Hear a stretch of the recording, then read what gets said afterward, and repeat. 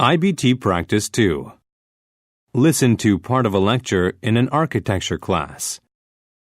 At the end of the 19th century, and the beginning of the 20th century, a new style of architecture was developing: modern architecture.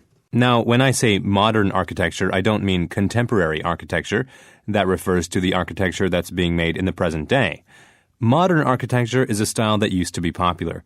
The height of its popularity was from about 1932 to 1984. Of course, it originated sometime earlier, around 1900. At that time, architects in Europe and the U.S. were designing structures in new ways. It was a new architectural style called modern architecture.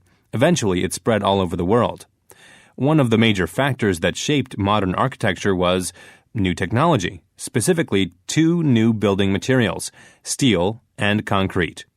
Together, these two materials made it possible to do things that had never been done before: extremely thin walls with large areas of glass, enormous spans without supporting columns, and corners formed of glass rather than stone, brick, or wood.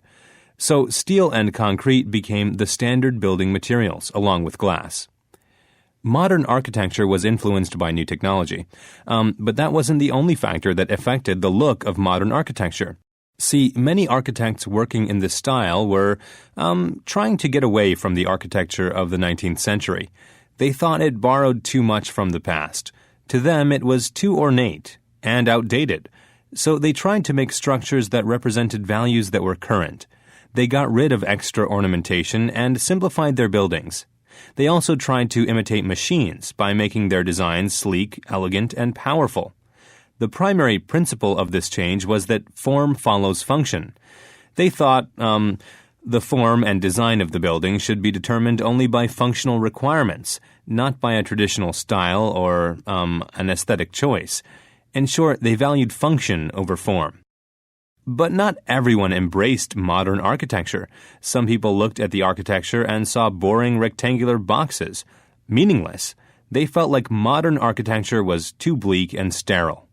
Some even suggested that it was dehumanizing.